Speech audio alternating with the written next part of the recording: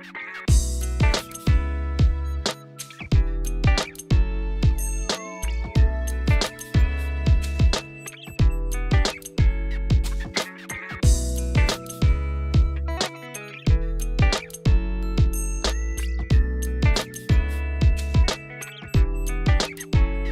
thing that we're going to do here that Coralville did, and you're going to see this project on our field trip here in a little bit, we went through and Coralville actually picked land that needed help. Now in brownfields, one of the definitions is that we're recycling land.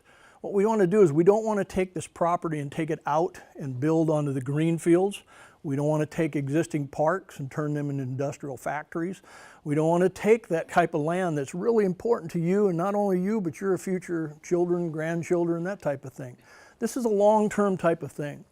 What the city did was, by doing that and taking some of your older properties and reusing them, recycling basically, reducing that expansion out there in the green areas, they got some money from the Environmental Protection Agency. The United States Environmental Protection Agency gives out grants. They gave out money to help with Iowa River Landing. Those of you that were down there, you're going to see a very different story from what it originally was.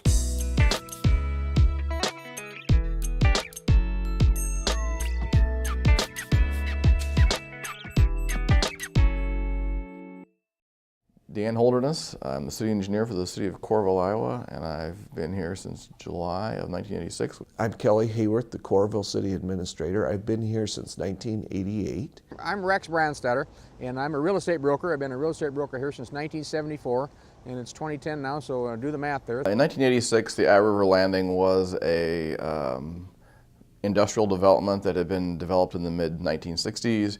It was a lot of small lots, a lot of metal buildings. The area was blighted really from the first time I saw it. The old industrial area, you know, and unfortunately not like some of the old industrial areas of older communities, it was really a lot of metal buildings that had really passed their useful life. I have to tell you, it didn't look good down here.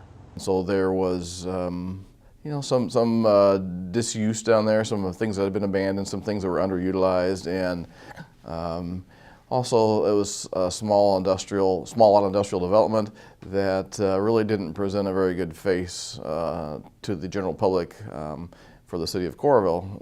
Those either going cross country on I-80, which it bordered, or those coming into town for University of Iowa events or going to the UIHC or anything like that. One of the things that we had is what was referred to as pyramid zoning, and you could build anything in a lesser zone in that particular area. This was zoned industrial, and so that means you could have residential, you could have commercial, or you could have industrial. So you had this huge mix of uses, and they didn't really all fit together. We had a residential house, single-family house, along with an apartment complex mixed in amongst really heavy industrial uses. And so those types of things are naturals to have problems down the road, and they did. And the housing went down in quality because of who their neighbors were, and people just didn't reinvest in those as well as they should have. And so you had these mixed uses that weren't good natural neighbors. Well, we were very fortunate. We applied for what was called Brownfield's assessment grants for the Environmental Protection Agency in 1999 when we first applied, and we were fortunate to receive those. And what those allowed us to do was then to take those funds and do testing on individual properties down there to determine if there truly was contamination or whether it was just a perception of contamination. And fortunately for us, the vast majority of the properties were not contaminated, and so it was just a perception that was holding back the redevelopment. So we've been very fortunate that we've been able to get a number of EPA Brownfields grants to test properties, and on the backside then when the testing is done, there's been very little actual contamination that had to be dealt with. So it's been a very, very helpful tool for us, and it's been a very good thing to speed along the redevelopment of the area. First, it acknowledged that we had a problem. It enabled us to bring forward the concepts, and the vision that the council had was to clean this area up. The second thing that happened with all of that is that they provided us funding to do some environmental testing, And that funding really helped us a lot prove that, yeah, there were some areas that needed to be cleaned up, but it wasn't extensive. You know, there were small areas around the region. And at that time, Brownfields really talked about perceived as well as actual contamination. We had a lot of perception of contamination. The other thing it did, though, was there was a mandate by the federal government at that time that other agencies work with EPA on brownfields programs. And so that enabled us to really start the planning process, which we hadn't been able to do before. So it brought in a lot of different partners in putting together planning efforts. And in our particular case, the U.S. Army Corps of Engineers was one of those partners that stepped forward and helped us develop a plan for how the area could be rehabilitated. And so with EPA and state DOT and the Federal Highway Administration and Army Corps of Engineers, we had a large group of people now working on our behalf and partnering with us to see what the vision for the future could be.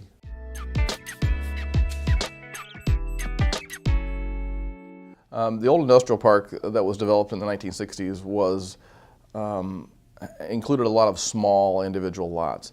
The lot size in general averaged between 1/2 and 2 acres per lot. So when we started this Brownfield redevelopment initiative, the old industrial park is basically bounded by I-80 to the north, First Avenue to the west, and the Iowa River to the east.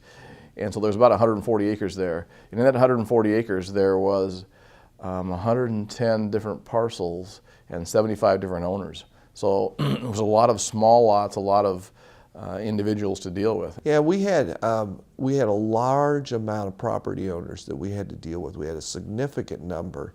And one of the things that we really didn't want to do is we wanted to partner with them, work with them, and not be adversaries. And so that took a lot of time to get people's buy-in that, yeah, they could understand that this was something that needed to be done. There was a vision out there of something better, and how can we make it economical for them to partner with us and ultimately, in some cases, relocate. In other instances, they decided that they were at the end of the useful life of their particular business or property, and so we had people in a lot of different circumstances that we had to work with.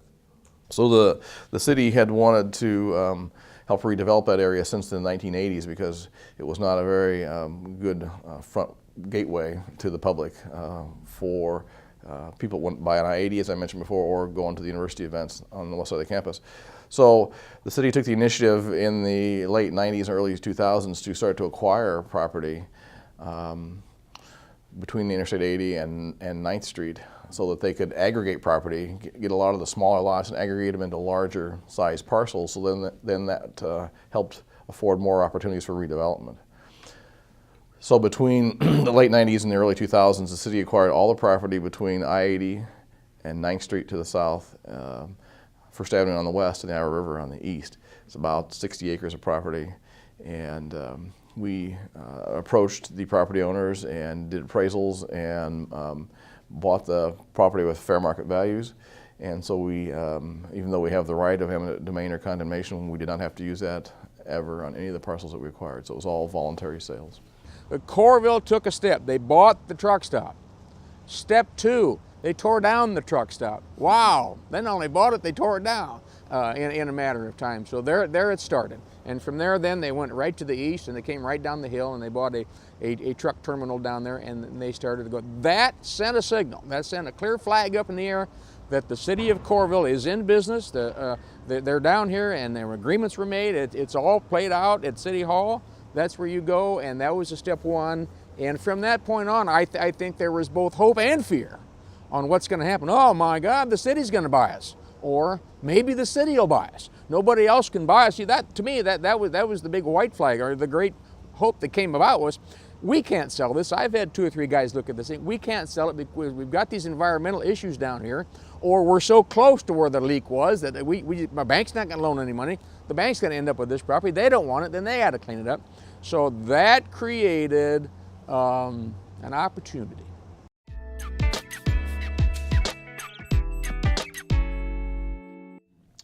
One of the things that we found also was in investigation for the University of Iowa, they did not have a major hotel and conference center where they could hold conferences in their hometown, so to speak. You think of people in their professions, doctors, lawyers, when they go through their professional societies as they rise up through either to a state level and or sometimes to a national level, when you're the president of your society, then it's kind of your turn to host the national conference, so to speak.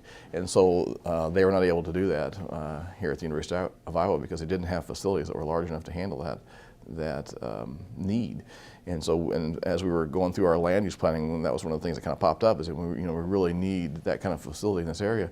We had talked to the event planners at the University of Iowa, and they had to plan over 200 events a year off-site, so to speak, again, because the facilities weren't available to hold them, either size of meeting space or capacity of exhibit space.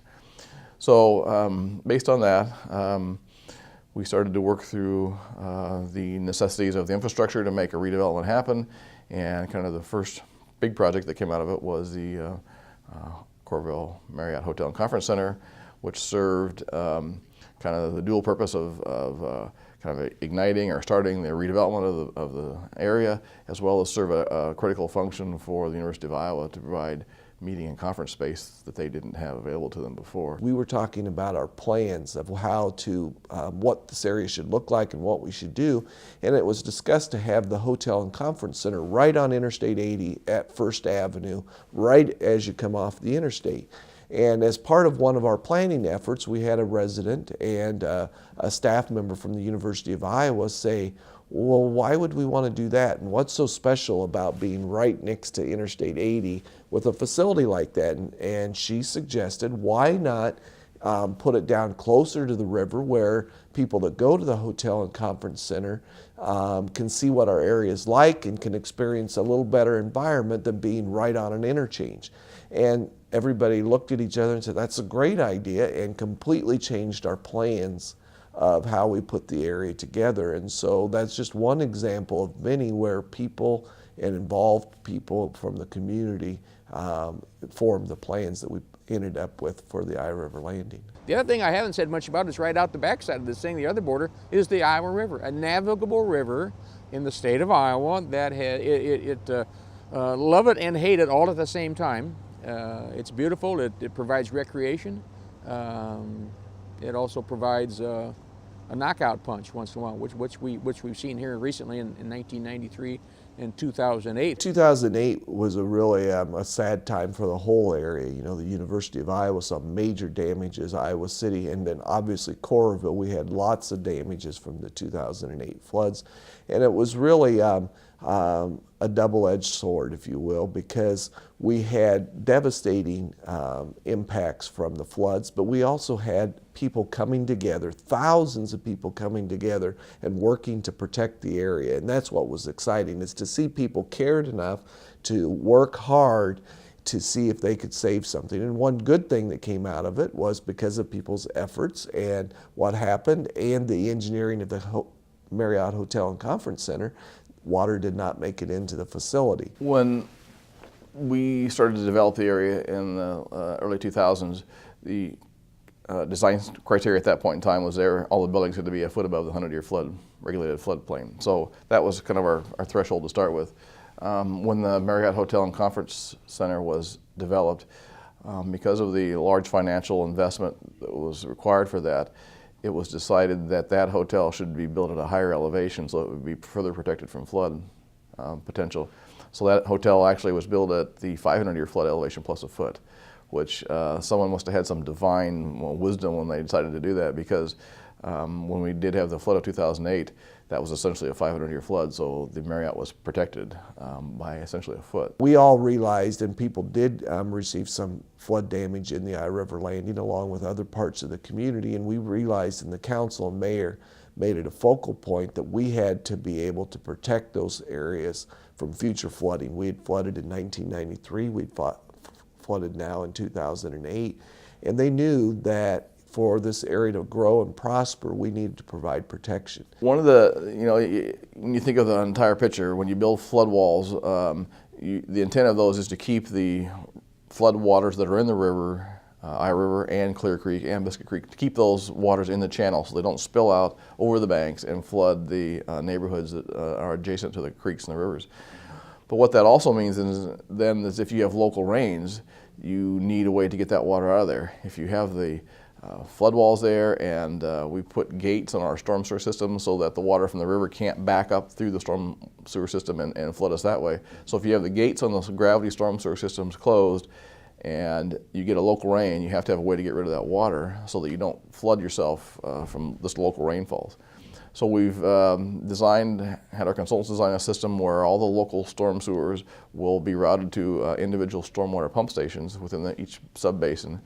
And then when the river levels are up, the gates are closed, and if we get any local rains then that water will be collected in the collection systems and go to those stormwater stations and will be pumped out up and over the berms into the creeks and the rivers to get rid of it then.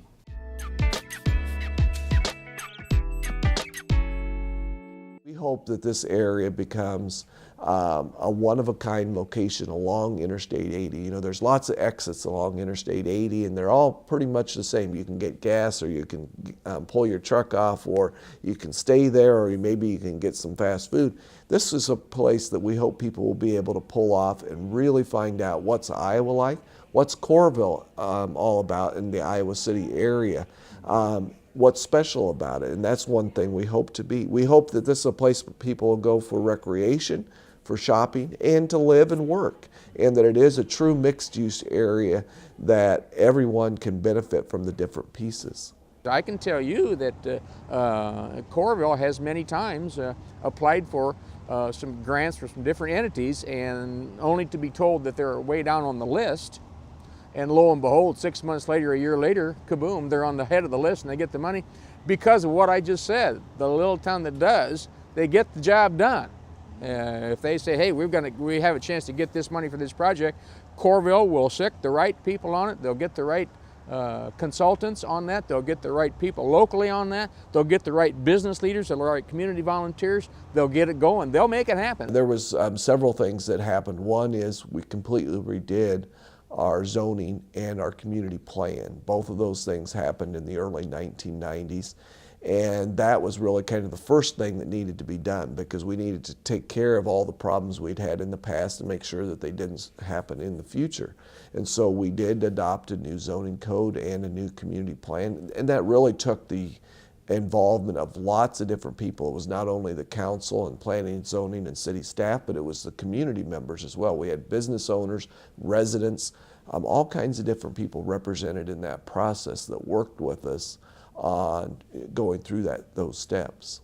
Our first major development since the hotel and conference center to be built on there is the announcement that we're going to have a University of Iowa Hospital and Clinics major medical clinic that will be built in the area on 9th Street, a little bit east of First Avenue.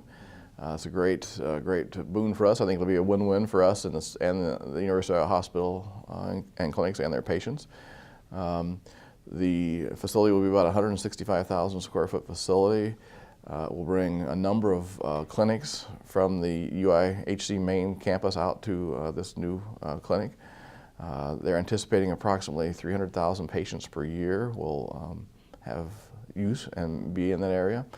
There'll be about 300 permanent staff there on a daily basis, and so we're really excited about that. But the other hallmark of all of this is that we're going to end up better than we ever were before, and we're going to have better areas. We're going to have more recreational space along the Iowa River. We're going to have more open space, and we're going to have areas to enjoy that we never had before. And so that's the good thing. And I think in the long run, 10 years down the road, we'll look at things as better than they ever could have been or would have been. Phoenix Award is kind of the epitome. It's the apex of recognition within the EPA Brownfields program. People like to see wins. We always tell people we don't start out, as the city here did not, to win awards, but they follow good work.